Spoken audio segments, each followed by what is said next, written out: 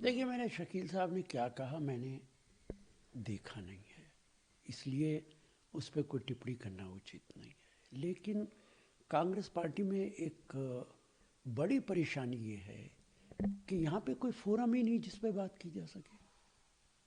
आमतौर से नेताओं से मिलना मुश्किल है लोगों का, तो बात कोई कहे तो कहाँ कहेगा। सीडब्ल्यूसी के तो मेंबर है नहीं कोई आदमी, और कोई दूसरा फोरम है नहीं, किससे बात कही जाए। बात तो तब कही जाए जब मुलाकात हो, ये मुश्किल है।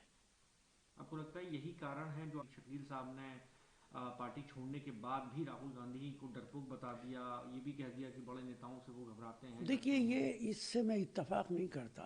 राहुल गांधी अ, कांग्रेस के अंदर सबसे ज़्यादा मास फॉलोइंग वाले नेता। कांग्रेस पार्टी बगैर राहुल गांधी के इमेजिन नहीं की जा सकती है। तो इसमें कहीं कोई शुबा नहीं कि राहुल गांधी मेहनत भी करते हैं और उनकी मास फॉलोइंग भी है, और कांग्रेस पार्टी बगैर राहुल गांधी के सोचा भी नहीं जा सकता। आप भी सर वरिष्ठ नेता हैं पार्टी के, क्या राहुल गांधी से मुलाकात नहीं हो पाती और क्या आप भी समय मांगने की कोशिश करते हैं? देखिए, निश्चित तौर से कम्युनिकेशन गैप कांग्रेस पार्टी के अंदर एक बड़ा मसला है, और ये शिकायत बहुत लोगों को है कि कांग्रेस पार्टी की हाई कमांड से मुलाकात करना आसान नहीं है। कम्युनिकेशन गैप जब तक ख़त्म नहीं होगा तब तक ज़मीनी सच्चाई का पता ऊपर तक नहीं चलेगा। कांग्रेस को मजबूत करने के लिए है, ज़रूरी है। इंदिरा गांधी हर आदमी से मिलती थी, राजीव गांधी हर आदमी से मिलते थे। वो हर दिन 1 घंटा 1.5 घंटा इसी काम के लिए देते थे। तो कम्युनिकेशन गैप निश्चित तौर से ख़त्म होना चाहिए। ये कैसे खत्म होगा सर? आपको लगता है उनके कारण ऐसा हो रहा है या कोई और वजह है, और इसको कैसे दूर किया जाए? आप पार्टी के वरिष्ठ नेता देखिए, हैं। इस सवाल का जवाब तो आपको जो कांग्रेस पार्टी की हाई कमांड है उनसे पूछना चाहिए कि कम्युनिकेशन कैसे ख़त्म किया जाए। उधर उत्तर प्रदेश के अंदर नाराज हैं, वो कह रहे हैं कि कई ऐसे नेता थे जो जेल चले गए, वो आज भाजपा में हैं, दूसरी पार्टियों में हैं, मंत्री हैं, मुख्यमंत्री हैं, और मैं भी अगर चला जाऊंगा तो कोई ऐसा खास फर्क नहीं पड़ेगा। देखिए, कांग्रेस पार्टी से बहुत सारे मुसलमान लीडर्स छोड़ छोड़ कर गए, लेकिन इस पे कोई विचार नहीं कर रहा कि किसी नेता ने भारतीय जनता पार्टी ज्वाइन नहीं की। वो सत्ता के लिए नहीं गए, जबकि कांग्रेस के अंदर जो दूसरे नॉन मुस्लिम्स गए वो सब सत्ता के लिए गए, और सब ने बीजेपी ज्वाइन की। कल को कांग्रेस पार्टी सरकार में आएगी, वो वापस आके कांग्रेस के अंदर शामिल हो जाएंगे। तो मुसलमान लीडर सत्ता के लालच में नहीं गया है, वो इसलिए गया है, जो चिंता की बात है कि कांग्रेस पार्टी में मुस्लिम लीडरशिप को इग्नोर किया गया है। सबसे ज़्यादा वोट देश के अंदर कांग्रेस को अगर कोई देता है तो वो मुसलमान देता है, लेकिन लीडरशिप को इसलिए इग्नोर किया जाता है कि भारतीय जनता पार्टी फौरन इल्ज़ाम लगाती है कि मुस्लिम अपीसमेंट हो रहा है। लेकिन मेरा सुझाव है अपनी पार्टी को भी और दूसरी सेकुलर पार्टीज़ को भी, अगर मुस्लिम लीडरशिप को नज़रअंदाज किया जाएगा तो अवैसी जैसे लीडर देश में पैदा होते चले जाएंगे, और आज अवैसी एक ताकत बनते जा रहे हैं। आपने देखा बिहार के अंदर, आपने देखा महाराष्ट्र के अंदर कितनी सीटें जीती हैं। हर प्रांत के अंदर कुछ ना कुछ उनका असर बढ़ता जा रहा है। क्यों बढ़ता जा रहा है? चूंकि हम ना तो मुसलमान इश्यूज़ की बात कर रहे, हम ना मुस्लिम लीडरशिप को इम्पोर्टेंस दे रहे। तो मुसलमानों के बीच में जो उनकी बात करेगा उन्हें वो नेता मानता चला जाएगा। तो सेकुलर पार्टीज अगर कमज़ोर हो रही हैं, उसका एक बड़ा कारण ये भी है। मौजूदा वक्त में भी पार्टी के अंदर बड़ी जिम्मेदारियां दी जा रही हैं, फिर मुसलमानों, आप कह रहे हैं कि मुस्लिम नेता छोड़ भी रहे हैं लेकिन कहीं और नहीं जा रहे हैं।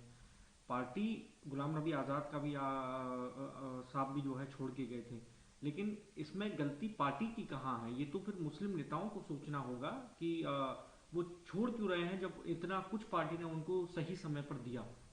देखिए, जिन लोगों की बात आप कर रहे हैं मैं उस बात को समझ रहा हूँ, लेकिन ऐसा नहीं होता है कि आदमी को एक दिन तो आपने इज्जत दे दी और दूसरे दिन आप बात भी ना करें। राजनीति जनता के लिए और इज्जत के लिए की जाती है। आदमी का सेल्फ कॉन्फिडेंस होता है, सेल्फ रेस्पेक्ट होती है। अगर किसी को कहीं इज्जत नहीं मिलती तो दुश्वारियां खड़ी हो जाती हैं। सर, दूसरी ओर अब क्योंकि प्रधानमंत्री नेशनल वोटर्स डे के दौरान एक पत्र लिखा जिसमें लोकतंत्र की बात उन्होंने कहा उस पत्र में इस बात का भी जिक्र किया कि जो लोग आपके आसपास हैं और जो पहली बार मतदान कर रहे हैं, आप उनके साथ जश्न मनाइए ताकि प्रोत्साहन और मिले। कैसे आप देखते हैं नेशनल? देखिए, जश्न तब मनाया जाता है जब किसी देश के अंदर लोकतंत्र मजबूत हो, इलेक्शन ईमानदारी के साथ फ्री एंड फेयर हो। अनफॉर्चुनेटली प्रधानमंत्री जिम्मेदार हैं देश के लोकतंत्र को ख़त्म करने के लिए। इलेक्शन कमीशन उनके हाथ का खिलौना है। मेरी समझ में नहीं आता कि ये बात क्यों नहीं समझ में आ रही लोगों के कि इलेक्शन कमीशन के जो मेंबर्स हैं, जो चीफ इलेक्शन कमिश्नर हैं, उनका अपॉइंटमेंट अब सिर्फ प्रधानमंत्री और कैबिनेट मिनिस्टर मिलके करते हैं। कानून बना दिया गया कि सारी उम्र जब तक वो जिंदा है उनके खिलाफ कानूनी कार्रवाई नहीं हो सकती। तो जो प्रधानमंत्री चाहेंगे इलेक्शन कमीशन वो करेगा। और फिर ये दबाव डालना कि इलेक्शन कमीशन पे यकीन करो, कैसे यकीन करें? आप जिस पे उंगली रख देंगे वो इलेक्शन कमिश्नर बन जाएगा। तो भारत के अंदर जिस तरीके से सारे गवर्नर्स बिहेव कर रहे हैं, कर्नाटका के अंदर क्या हुआ है? ऐसा लगता है कि आरएसएस के मेंबर हैं, वो संविधान को प्रोटेक्ट करने के लिए गवर्नर नहीं बने हैं। तो देश के जो हालात हैं, ये 11 साल में पूरे देश के अंदर आहिस्ता आहिस्ता लोकतंत्र ख़त्म किया जा रहा है। तो इसलिए जश्न मनाया जाए तो किस बात का मनाया जाए?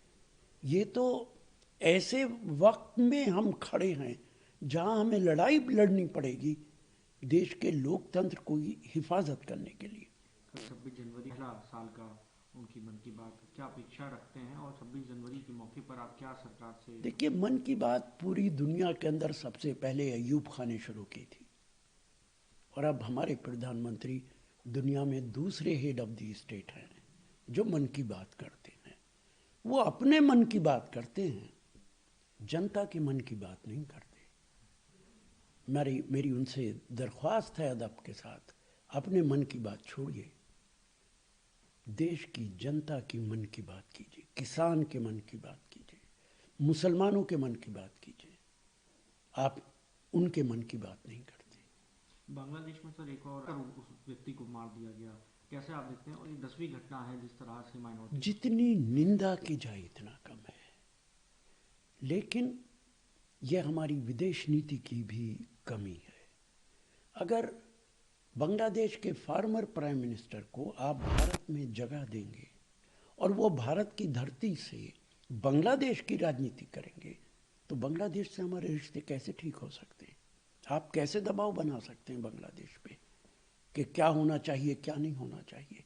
एक और नया दुश्मन आप पैदा कर रहे हैं बांग्लादेश के अंदर। जो कुछ बांग्लादेश के अंदर हो रहा है निश्चित तौर से वो चिंताजनक भी है, निंदनीय भी है, लेकिन भारत के अंदर भी कुछ कम नहीं हो रहा। बरेली के अंदर 11 लोग इसलिए गिरफ्तार कर लिए गए कि वो घर के अंदर नमाज पढ़ रहे थे। नोएडा के अंदर एक इलाके के अंदर ताला लगा दिया गया चूंकि घर के अंदर कुछ लोग जुमे की नमाज पढ़ रहे थे। ये तो भारत के अंदर भी हो रहा है। शशि थरूर, हालांकि उन्होंने कल लिटरेचर फेस्टिवल में ऑपरेशन सिंदूर पर भी कहा, उन्होंने कहा कि मैंने पूरी तरीके से पार्टी की लाइन को हमेशा से ही एक लाइन माना है और ऑपरेशन सिंदूर पे मेरी असहमति जरूर रही और जो भी मुझे उठाना होगा मैं पार्टी फोरम पर मुद्दा उठाऊंगा। आप कैसे देखते हैं उनकी इस नाराजगी को? आपको लगता है कि क्योंकि केरल में चुनाव है इससे नुकसान होगा अगर शशि थरूर नाराज होते हैं पार्टी से? देखिए, मेरा मानना है कि पार्टी के अंदर सबको साथ लेकर चलना चाहिए। अगर कोई नाराज है तो उससे बात करके उसकी नाराजगी दूर करना चाहिए। पार्टी तो एक परिवार है। परिवार के अंदर अगर किसी की नाराज़गी होती है तो उसे मनाया जाता है, उसे अलहदा नहीं किया जाता। तो शशि थरूर साहब ने जो बयानात दिए हैं, ये तो उन्हीं से पूछना चाहिए कि उन्होंने पार्टी के हक़ में दिया है, पार्टी के ख़िलाफ़ दिए हैं।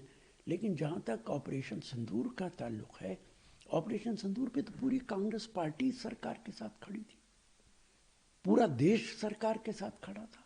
हाँ, ये ज़रूर है कि हमने ये सवाल ज़रूर उठाए थे कि जब देश का प्रधानमंत्री और होम मिनिस्टर ये कह रहा है कि घर में घुस के मारेंगे, चुन चुन के मारेंगे, तो हमारा ये पूछना वाजिब था।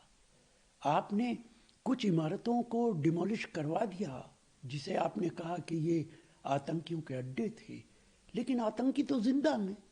आपने तो कहा था चुन चुन के मारेंगे। हाफिज सईद जिंदा है, अजहर मसूद जिंदा है, सलाउद्दीन जिंदा है, दाऊद इब्राहिम जिंदा है। यही तो वो आतंकवादी हैं जो हमारे देश के अंदर घुस के आतंक फैलाते हैं। हमें क्या फ़ायदा हुआ? वो इमारतें तो दोबारा बना लेंगे। हम तो उन आतंकियों को मारने के लिए गए थे, हम तो उनमें से किसी को नहीं मार पाए। ये सवाल आया था, आज भी उठाता हूँ। सर, कांग्रेस पार्टी टुकड़े टुकड़े मोड पे आ चुकी है, चाहे वो राजस्थान हो, कर्नाटका हो, प्रियंका गांधी वर्सेस राहुल गांधी हो, और शशि थरूर का भी उन्होंने जिक्र किया। तो आपको ऐसा लगता है कि जो वो बात कह रहे हैं, भाजपा जो आरोप लगा रही है राजस्थान के अंदर भी नाराजगी है, प्रियंका गांधी और राहुल गांधी बनाम हो रहा है पार्टी के अंदर? देखिए, बिल्कुल गलत है। प्रियंका गांधी और राहुल गांधी के अंदर जो इख्तलाफ बीजेपी को नज़र आता है, वो कांग्रेस को कमज़ोर करने के लिए नज़र आता है। ये सही है कि कांग्रेस पार्टी आज इतनी ताकतवर नहीं है जितनी पहले थी। ये सही है, हमारे पास संगठन बहुत कमज़ोर होता जा रहा है। लेकिन भारतीय जनता पार्टी भी तो एक ज़माने में 2 MPs की पार्टी रह गई थी। अटल जी जैसा नेता चुनाव हार गया था। कांग्रेस पार्टी अगर कुछ कमियां हैं उन्हें दूर करेगी तो कांग्रेस पार्टी भी इतनी ही ताकतवर हो जाएगी। वीके न्यूज, राष्ट्र के नाम।